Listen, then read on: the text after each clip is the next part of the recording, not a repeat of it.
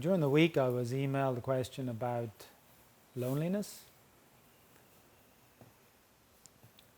And, when we start to really sort of break this down, loneliness and aloneness are two separate things. And though we can point to history of previous plagues and viruses and measures to socially distant and isolate, what is maybe a little bit different this time is there's 7.5 billion people on the planet, and approximately 6 billion are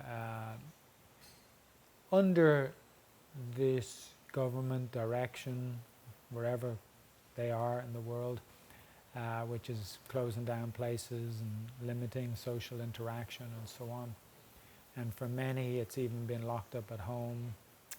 And on an evolutionary level, of course, that is a counter to how human beings, Homo sapien in particular, but even previous Homo species, have survived and thrived.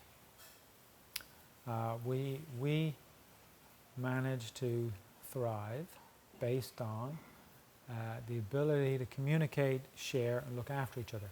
See?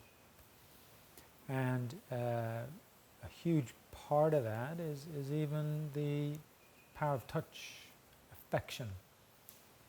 And you can go across the literature in anthropology, psychology, neuroscience, you name it, and you'll see different justifications for, be it in like the small Japanese monkeys that groom each other, to what happens with other primates, to psychology study I was just reading the other day of the power of, especially amongst couples together, to regularly hug, regularly interact that way, and how that interacts with the level of communication, the willingness to be open to each other.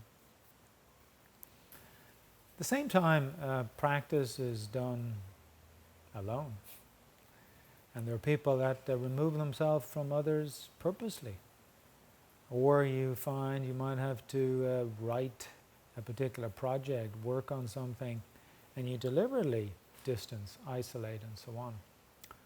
Again, those things are voluntarily done, and you know the way society operates, you can always come and return to others.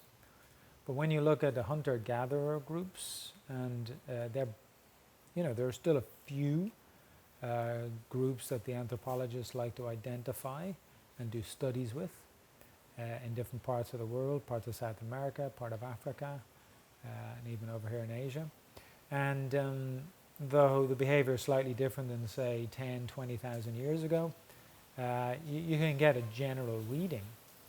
And key to a society that isn't based on owning property and property rights and passing them down a patrilineal, meaning my sons get this, not you, line, is the ability of these groups to share resources, look after each other, groom each other, and so on. And when people break that code within such groups, the punishment is actually isolation, ignoring.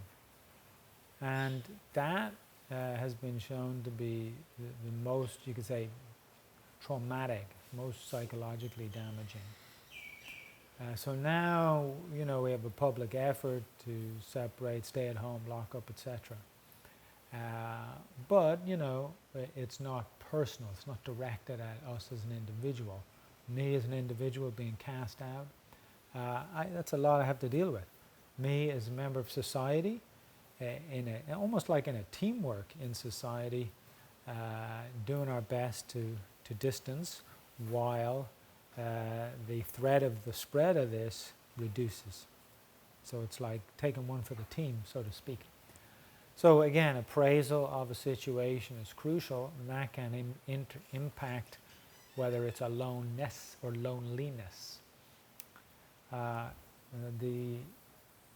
I've an article that we'll put out in the next few days in our next newsletter, where I'm detailing 9 benefits of working with the breath. And 7 of those 9 are purely psychological. One of those 9 actually has 8 parts to it, which is all physical, anatomical. One actually deals with headaches, migraines, and so on. Anyway, you can read it to find out more. But my 8th point in it is actually about loneliness. And there was a different study I was reading from, I think, a year or two ago. And it clearly identified that age difference didn't account for higher levels of loneliness. So if you were over 70 or if you were 45, it wasn't any higher frequency. But what triggered the inner sense of loneliness was different. And for those over 70, it might, according to the study now, it might be the more living alone. And for those in what they call the middle age level, let's put that anywhere between 21 and 59, 69, that is more sort of forced isolation, which they accounted for due to the extra stresses of work, family, responsibilities. Sometimes you have to leave your family just to earn, just to contribute to them, and you're isolated in some place working so that you can send money back. And in a way, we're all forced to do that now. But what that study also did point out is that those that were more extrovert, those that had a greater degree of emotional resilience, the loneliness had a way less impact. See? So this is how it comes back to our practices, back to our breath. And what is emotional resilience? It's the capacity to handle situations, especially those that are out of your control, without slipping into negative affect. Without being like a moany, groany, pain in the ass, bad mood, upset, shaky, cryy, whatever. Okay? In layman's terms. So your capacity to appraise situations and have an emotionally positive response, shall we say, which supports others and it takes care of yourself. And this capacity very dramatically reduced the loneliness aspect. Now again, I'm just quoting from a study. We come back to yogic practice, yogic texts, yogic teaching, how that, rubber meets the road, gets under my skin, my resilience in life, right? So, I think anyone that ignores inner hygiene, personal, emotional, mental, that psychological hygiene, is living life in a very foolish way. And perhaps up till recently, it's been easy to ignore that. Why waste time on the breath? I'm not into yoga. Meditation is boring. But 150 years ago, the majority of people didn't brush their teeth, and naturally would lose most of them or have cavities, especially as the diet was modernizing. So, taking care of ourselves is essential. Now, I know where the line of questioning goes. It goes from, I understand everything you're saying, Paul, and I agree with you. However, this sort of forced social isolation at home, without contacting people, without being able to smile at people, without being able to sort of hug, interact, even touch, is going on a bit long. It's testing me. Yeah, and that's it. We all have a threshold. And it does come back to how much, your relationship with life, you could say, up to this point. And what helps me is just a long term of practice with a lot of voluntary removal, isolation, etc. And then a very clear appraisal of the current situation of, this is what it is. And trust me, many others are suffering worse. and we're all dealing with different challenges and burdens, including me here, right? Keeping this place alive while it's closed and I'm alone, almost. So it's really going to come down to two things. It's a daily self-appraisal. It might be if my routine is getting me down to this point, then I need to switch it up, do some different things. It can also, I see the advantage in this, it can really force you to go deeper in. And to be quite honest, that's how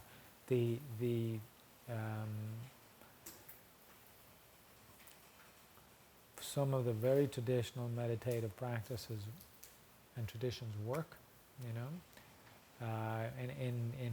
In popular society, in bigger groups, we can't do this, but I can tell you, on a very individual, and a very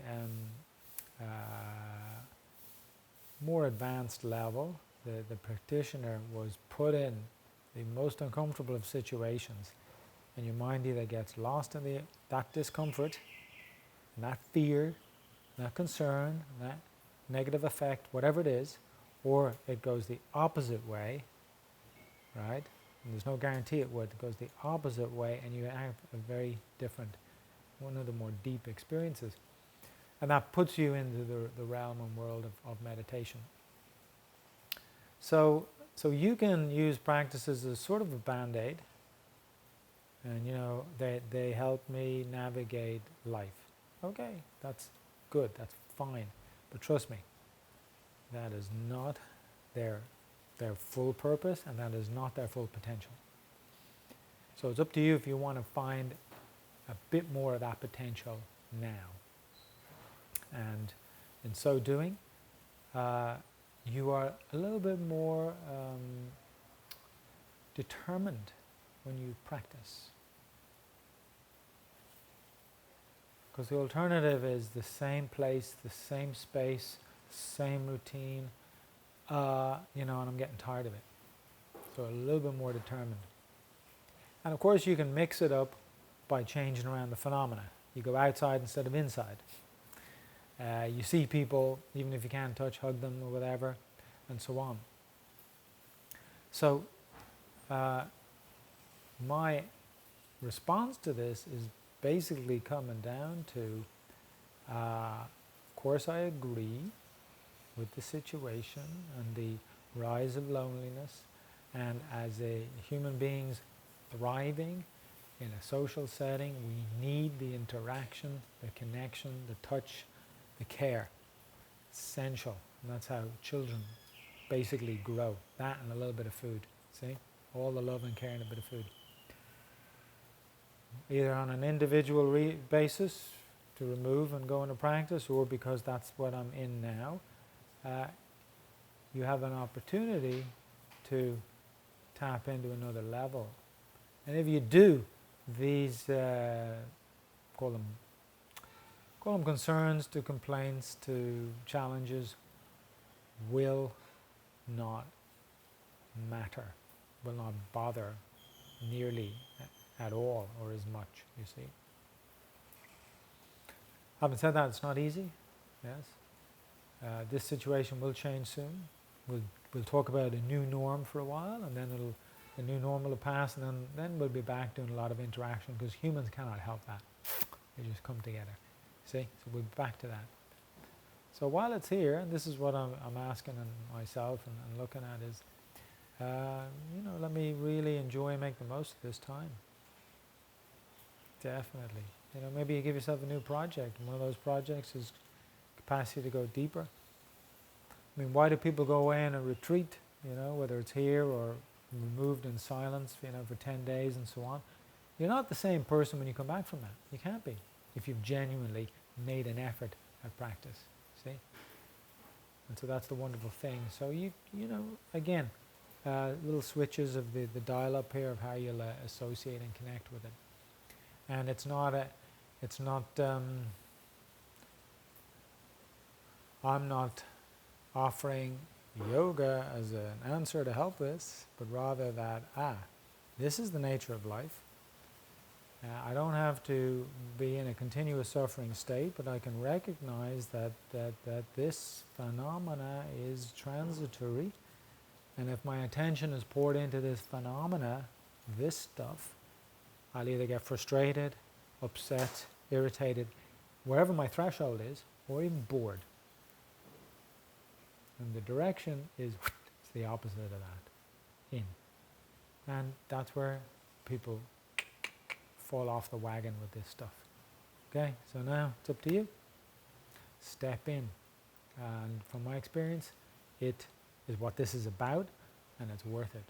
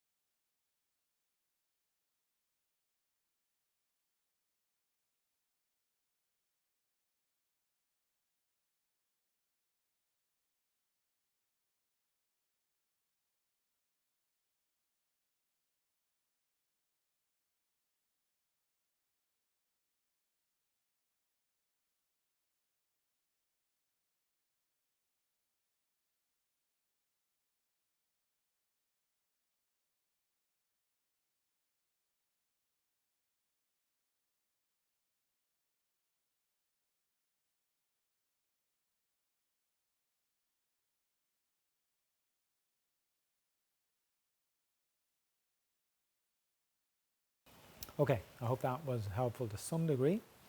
I'll go into a couple of the other questions.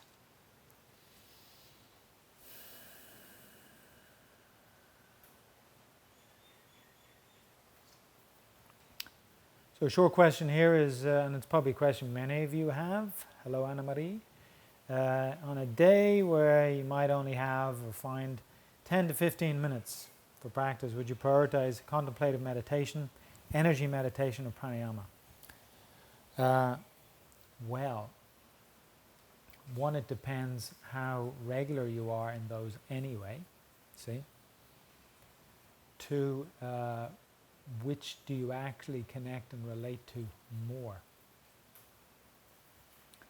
If you're not sure about those questions, you don't have a very clear answer, then my advice would be take a hold of the breath to pranayama work, right? Prioritize that first, because that has it's like a double whammy, physiological with psychological effect, you know. What the popular meditation world doesn't realize is all these practices are actually meditation practices, techniques.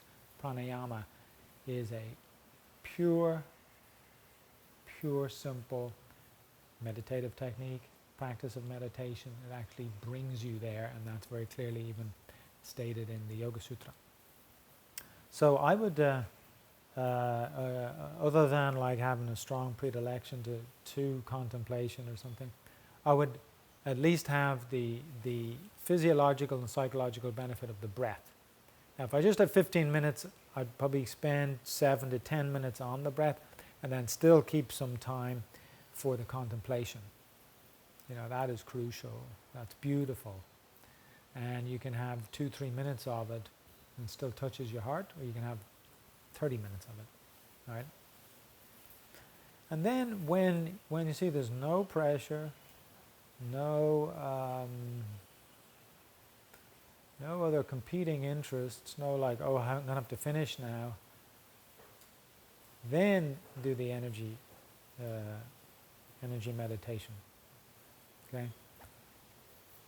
And why do I say that? Because if you're doing this and in your mind is the pressure that I'm going to finish this up soon, you're actually undermining it. See? So, I hope that helps. Work on the breath, contemplation. And you see, the beauty of contemplation is it can be done in different settings. You could have 10 minutes on the breath at home, and then you have to go and get in a taxi to the airport. Then you could ask the driver to turn off the radio. You could put away your phone, and you could actually get into the contemplation bit there. You'd be sitting on the plane. Does that happen anymore? But anyway, you know what I mean. And you could be working with the energy bit as well. See? So, see how that goes. Okay. There's 2 other questions here at the moment anyway. So I'm hearing a lot about this Wim Hof method, breathing technique you've called it. We need to clarify that. Can you compare and contrast it to pranayama in terms of benefits and functions in the body? Are there benefits of doing Wim Hof's breathing technique in addition to a pranayama prescription? Okay. I know that's been a curious question for you a long time, Sandra. So,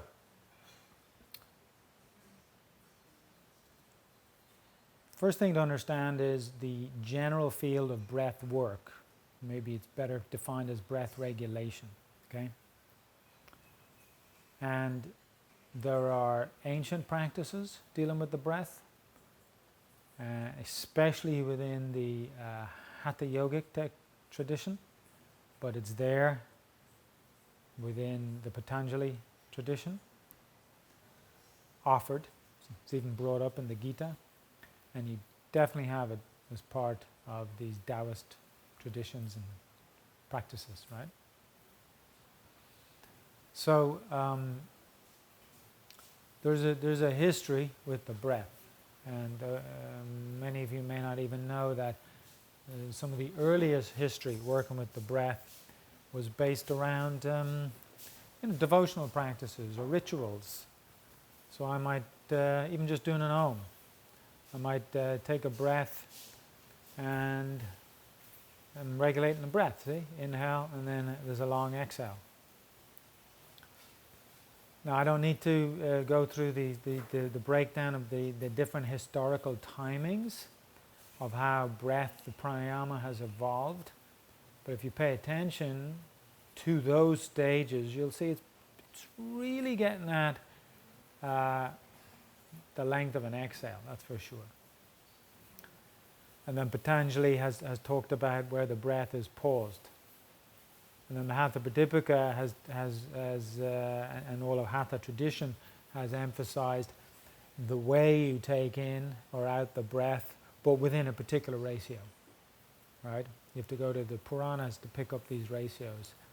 One of them talks about 1, 1, 1, 1, but the others really, and the tradition that's grown stronger in the sort of the Hatha tradition, is where inhale is 1, exhale is double. And then you develop the retention time. And only in very specific cases is actually the full quad ratio when it's a full-on pranayama. So I'm describing breath work regulation to pranayama over a couple of thousand years. And then you have in the last couple of decades, and maybe there was stuff going on 100 years ago too, there were other groups, so there are people with different ideas. Where are those ideas now? They're gone. But you have other things that are quite popular that you'll find easily on the internet now and on the market. The holotropic breathing, technically, if you want to name it properly, Wim Hof method, right? Which uses breath but has two other elements. And those two are kind of developed by single individuals and more recently. And one, they're actually, you know, when you really break it down, similar enough, because it's they like to call it forced breathing, okay? But really, if you're from where I am on the scientific physiological side, physiology of respiration, it's technically hyperventilation, overbreathing. But forced breathing, overbreathing, etc. And with that, whether it's going to happen through the nose, but typically those methods emphasize through the mouth, right? It obviously is quick, and so on. Now, when it's Wim and his method, it's a three-part thing. So it's using that forced breathing, over-breathing, hyperventilating, breath, mainly through the mouth, or some might have switched to the nose on it, with the cold immersion, and whatever you could call it, meditative space experience. And without those two parts, I would say the breath part alone is not good for you, right? As part of that mix, I think it has its effect, you see. And full disclosure, I have done the program, I have practiced these different things because I am a breath specialist, if you like, breath practitioner, and I haven't missed a day of pranayama practice in over 20 years, and I mean not missing a day. Now, for me to keep up pranayama for that time, obviously it had to have been beneficial and good for my system.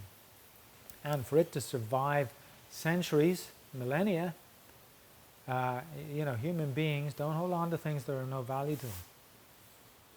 And that is one of the great things you could say about yoga, and its mechanistic system is the fact that this stuff is still practiced, done, and used with positive benefits, whether we document them in current science or not yet. Regardless, those of us who are real practitioners feel and live and breathe daily the benefit of that, you see. So I can speak to that on pranayama. The other ones, and the one you're asking about, is working with the breath, but it's not pranayama, okay? Those are two different things. And even before I would teach pranayama, so the way I started this session with a meditative session with some simple breath technically wasn't even pranayama, it was like pre-pranayama. It's like working with the breath. Okay? Now when you breathe in a forced, strong way, and I've read the few scientific papers that have looked at it as well, and Wim's method has garnered some interest from some of the scientific platforms, and I have those papers, and one that was testing just him by Dr. Music, I was just looking at earlier. And it definitely is clear that the forced breathing is an excessive sympathetic innervation. And it increases glucose usage in the intercostal muscles. And based on that, it actually warms the blood in that area, impacts the blood in the lungs. And from my experience, if you do that and you don't follow it later with getting in the colder water or so on, you might be left in a more irritated state. So now and then the holotropic is a similar kind of with no gaps, no pauses between the inhale and exhale, and it's a strong breath. And some people have breakthroughs with it, cathartic release. Other people talk about having breakthroughs doing the Wim method and so on, and that's because these are strong experiences. So the holotropic, which comes off of LSD research, is a strong experience. You're doing that for a couple of hours. That's not a daily event. It's probably even once or twice in a lifetime, maybe. Just like a full dose of LSD every day, and you do lose your mind. Wim's is that very milder, reduced, but still like a strong forced breath. And to someone that's really used to pranayama, breath through the nose, it then becomes a harsher thing to deal with and a more violent intake. And my conclusion is that I practice pranayama so long, I'm so in it, and I get so much from that adding on or trying to switch in another technique isn't helping me. And when I do the full breath in and out the mouth, I find it quite of a sort of a sickly effect, right? Especially around here, because it's very strong and it's a strong sympathetic innervation. Now pranayama, in terms of meditative response, is it uses actually a bit of sympathetic inputs, but it's long on the parasympathetic effect. So it's hard to equate them because they both use the breath, but they're not of the same category. So pranayama is one thing in a yogic tradition that is a few hundred years described to proof of being done at least 2,000 years, right? So I'll go with that. It's continuous, been used. A lot of people don't do pranayama properly. They do it very weakly. If they are building in the pump, they do that incorrectly, and it takes a little bit more focus. The other one you can kind of get down quick. Personally, I've always cold immersed, Anywhere I travel to, I would get in a cold stream, cold river, cold sea, etc. So I think that's great. And I have done that full-on forced breathing, hyperventilated, and been in a no-breath state. One time it was even 8 minutes, which is kind of crazy. In a pranayama, you don't retain for that degree of time because it's in a very controlled way. So you could say the outcome with pranayama is a particular controlled environment, regulated, having an effect, shifting autonomically into a more parasympathetic effect, even if it has spikes of sympathetic in there.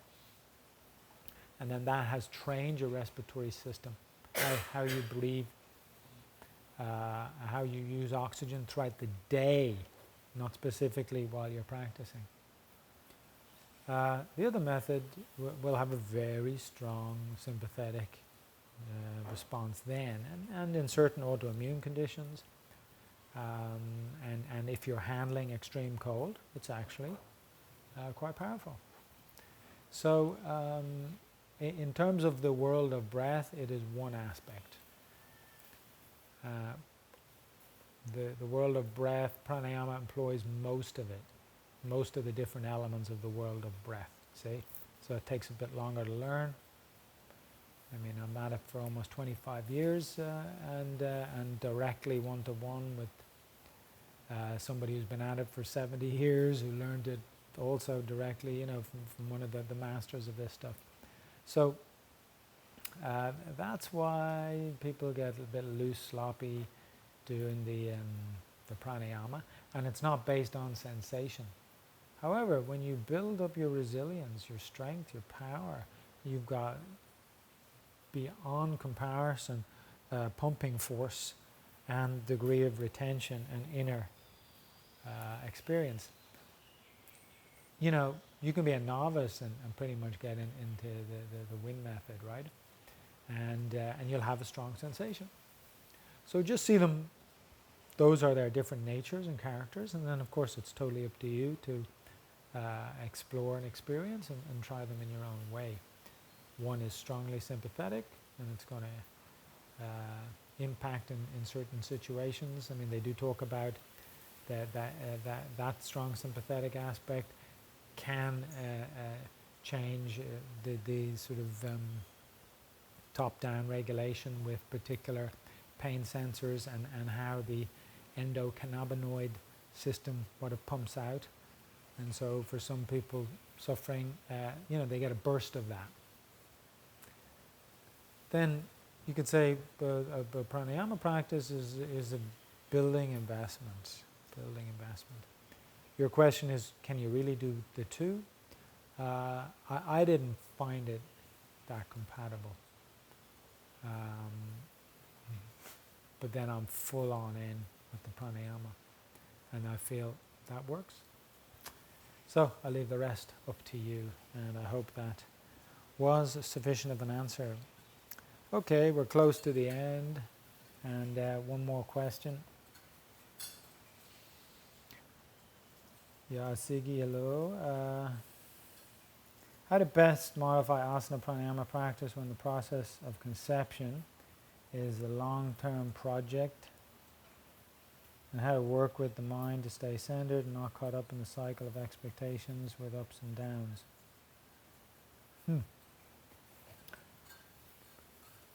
I think you had a longer question that I saw before. So often people ask about, well, what should I practice if I want to get pregnant? And the conservative approach is drop practice, see what happens. Practice is beneficial and helpful. So why would I drop it? Maybe I need to change it. That's a better idea. Change it. So those who've been in the Ashtanga Vinyasa world, that's a very physically demanding practice. You might get quite athletically fit and skillful at it, and you can fly through it. But if you keep jumping back, jumping through, there's a price to that. Now, in my opinion, quite simply, reform that.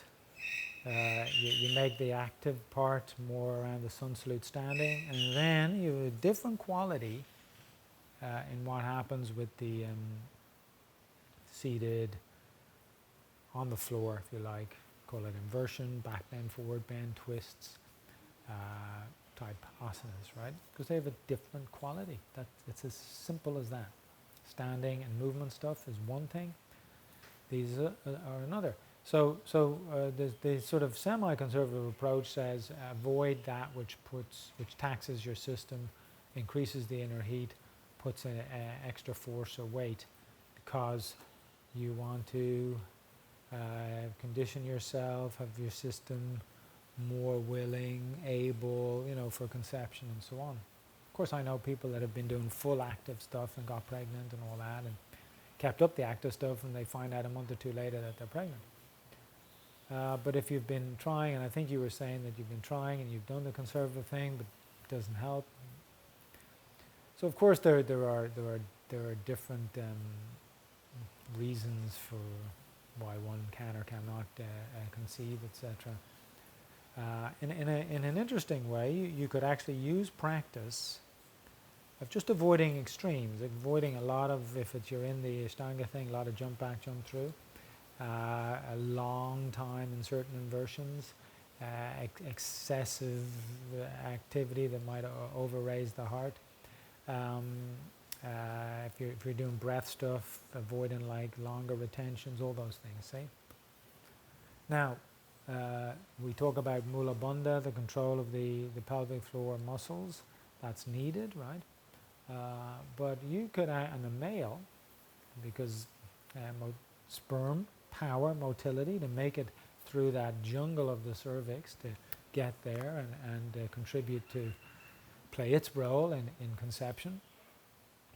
The force of even that male ejaculation can actually be built by the Ashwini mudra.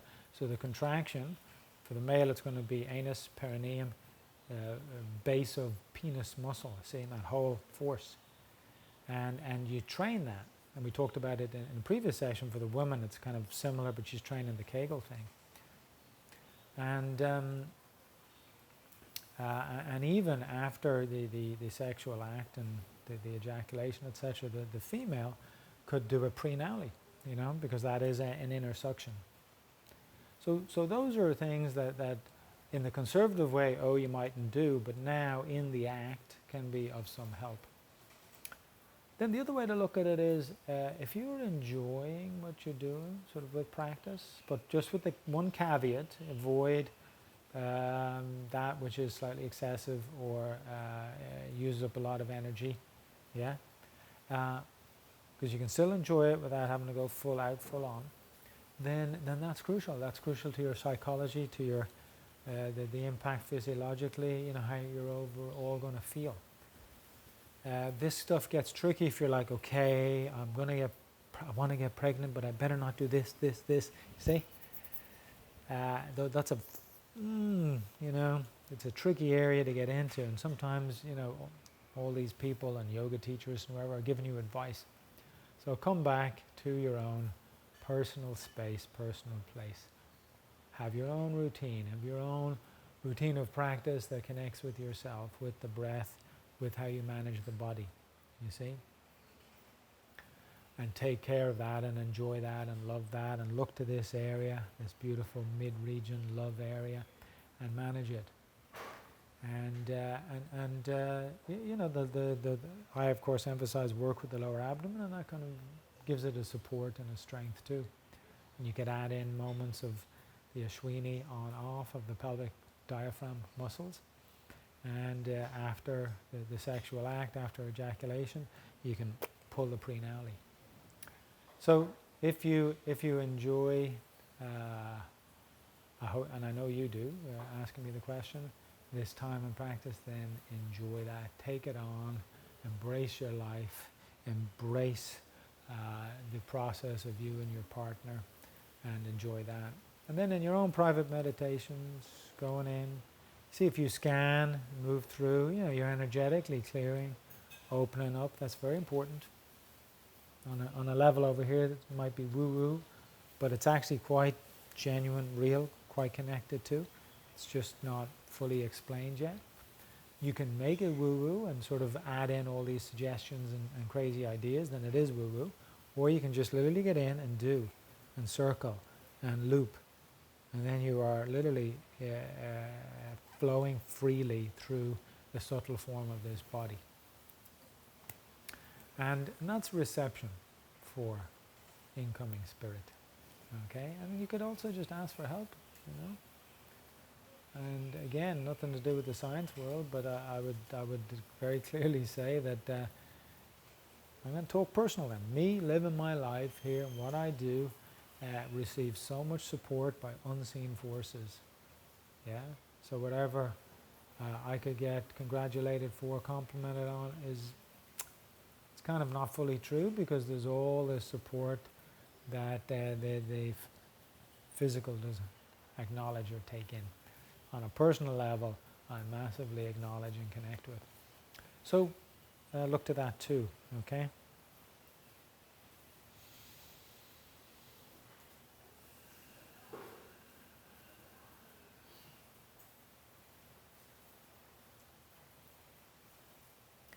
And you're talking about how to work with the mind and stay centered. not caught up in the cycle of expectations, with the ups and downs. Yeah, again, go back to maybe some of the stuff we talked about in the loneliness side. You can apply it to this. I think the more you engage in just the things you have to do, engage in practice, engage in being open, engage with your partner, engage in enjoying the physical intimacy with the partner, all of those things, you see, are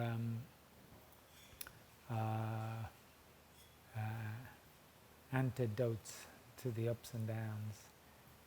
And to be quite honest, the last part on this is a big part of how I've managed practice. Of course, I'll say, yes, I've done pranayama every day and managed the body asana, but continuously reflecting on what this means, the teachings, how it relates to me and in my life, looking at situations, appraising them, handling myself within that, so I'm not a victim of the ups and downs and so on. And that is really everybody's individual journey with it. And you can't avoid it, actually. So I wish you great strength to embrace it instead. But use the tools, these personal, psychological, physiological, the bodily, physical tools that a tradition lasting a few thousand years continues to offer up and put out. All these tools of breath and body and mental energetic aspects, or just mental awareness aspects.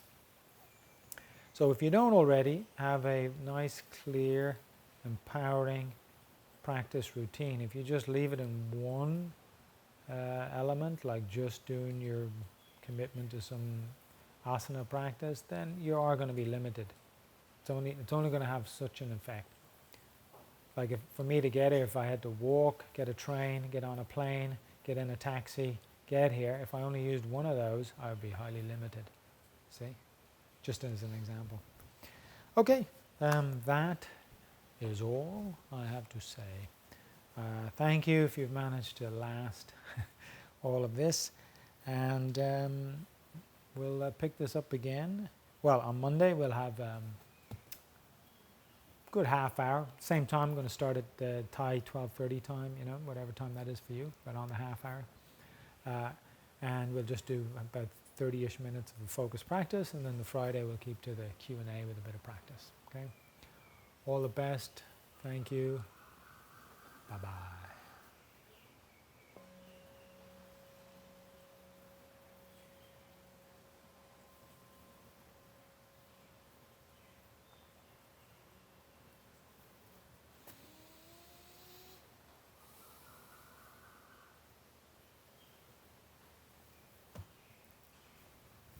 Okay, I better eat.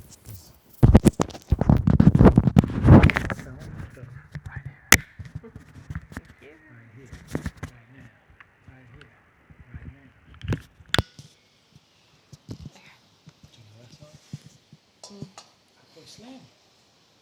Right here. Right here. Right here.